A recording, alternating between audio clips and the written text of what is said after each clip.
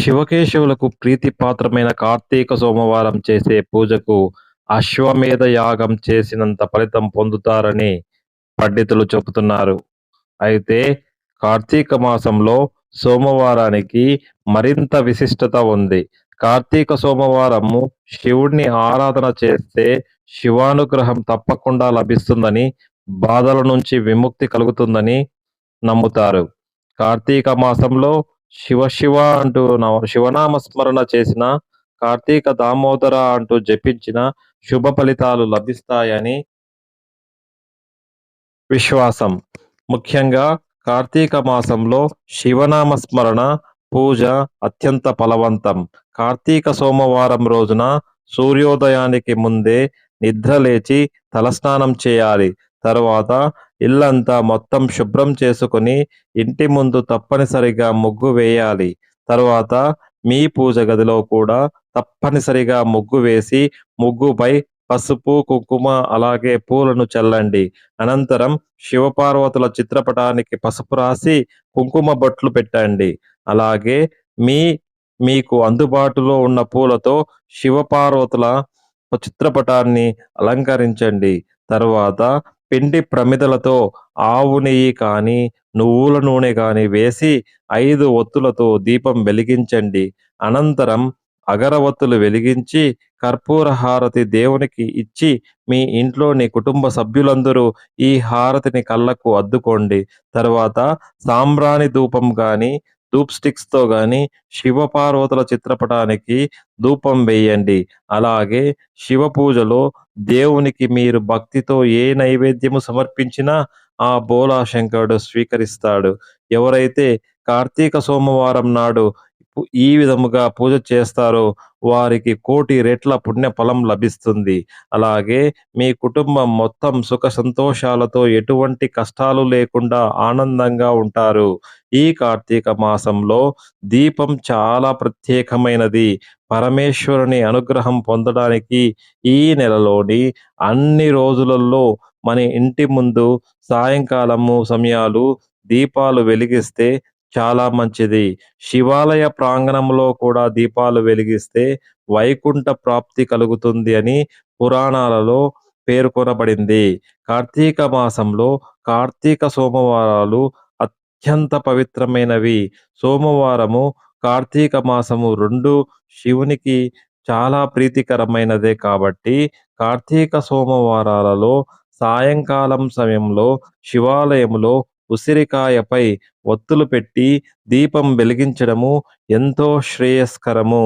నువ్వుల నూనె, ఆవు నెయ్యి, కొబ్బరి నూనె, ఆముదం వంటి వాటితో దీపాలను వెలిగించాలి. మీరు ఏదైనా కోరికను నెరవేరాలని కోరుకుంటే కార్తీక సోమవారం రోజున ఉపవాసం ఉండి శివునికి పూజ చేసేటప్పుడు నీరు, బిల్వపత్రాలు, ఉమ్మెత్త పూలు లేదా పాలు, నీటిలో కనీసం 1 అయినా శివుడికి సమర్పించండి. అంతేకాదు పూజ చేసే సమయంలో ఓం నమః శివాయ మంత్రాన్ని వీలైనన్ని ఎక్కువ సార్లు జపించండి. ఇలా చేస్తే శివుని అనుగ్రహం వల్ల మీ కోరిక ఖచ్చితంగా నెరవేరుతుంది. గత కొన్ని రోజులుగా ఆర్థిక సమస్యలతో సతమతమవుతున్నట్లయితే కార్తీక సోమవారం రోజున మీరు చందనముతో చేసిన శివలింగాన్ని పూజించాలి. ఇలా చేయడం వలన శివయ్యతో పాటు లక్ష్మీదేవి కూడా ప్రసన్నులవుతారని, ఆర్థిక సమస్యలు తొలగిపోతాయని పండితులు చెబుతున్నారు. శివునికి మాత్రము తులసి ఆకులు అస్సలు సమర్పించకూడదు.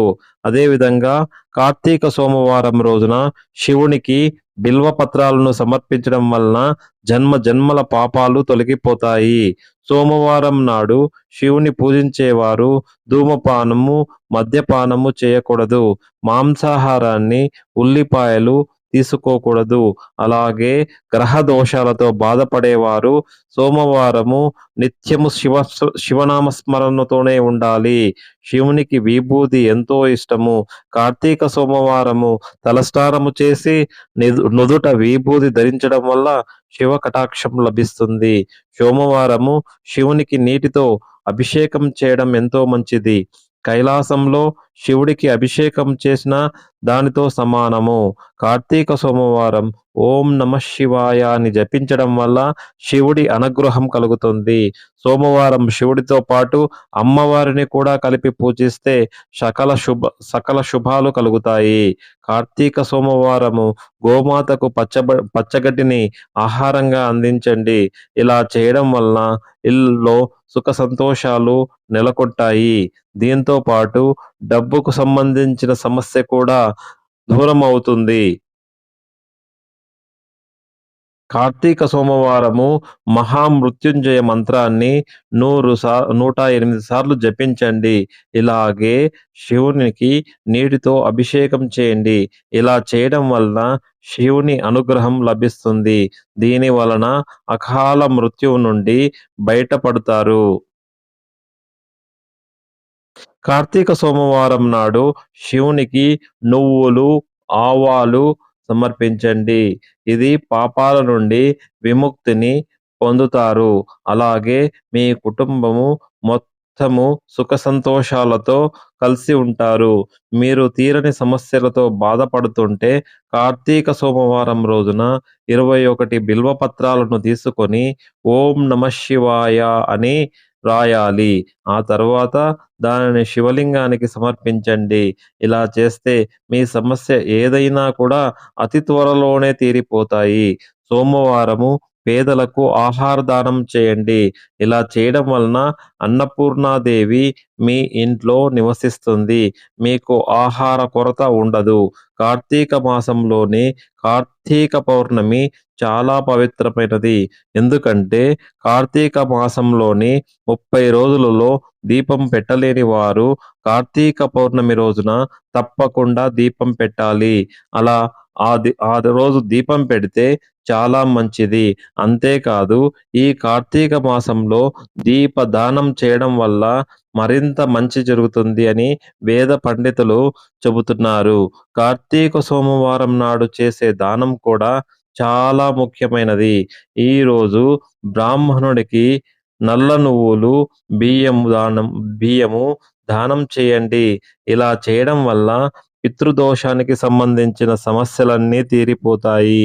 అంతేకాదు ఇంటిలోని పేదరికము తొలగి ఆర్థిక ఇబ్బందులు తొలగిపోతాయి. కార్తీక మాసంలో ప్రతిరోజు ప్రదోష కాలంలో శివాలయానికి వెళ్ళాలి.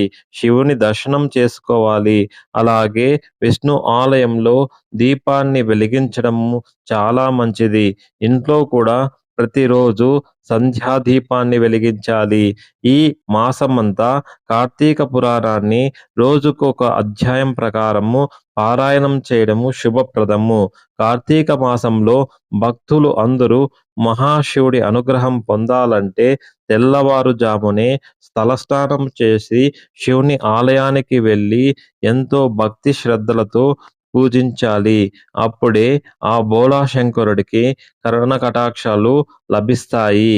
ఈ కార్తీక మాసంలో దేశవ్యాప్తంగా శివాలయాలలో రుద్రాభిషేకాలు, రుద్రపూజ, లక్ష బిల్వ దళాలతో పూజలు, అమ్మవారికి కుంకుమార్చనలు, అభిషేకాలు విశేషంగా నిర్వహిస్తారు. మహాశివునికి అత్యంత ప్రీతికరమైన ఈ కార్తీక మాసంలో శివారాధన చేయడం వల్ల కోరిన కోరికలన్నీ నెరవేరుస్తాడు. మారేడు దళాలు శివుడికి అత్యంత ప్రీతికరమైన పూజా పత్రాలు. పవిత్రమైన ఈ పత్రాలతో కార్తీక సోమవారము శివుడికి పూజించడం వల్ల శివానుగ్రహము లభిస్తుంది. అంతేకాదు వీటిని త్రిమూర్తులకు చిహ్నముగా భావిస్తారు. కార్తీక మాసం మహత్యం గురించి మొదటగా వశిష్ఠ మహాముని జనక మహారాజుకు వివరించగా శౌనకాది మునులకు సూతుడు చెప్పాడు. ఈ నెలలో ప్రతిరోజు పుణ్యప్రదమైనదే. రోజూ చేసే స్నానం, అర్చనలు, అభిషేకాలు విశిష్టమైనవి.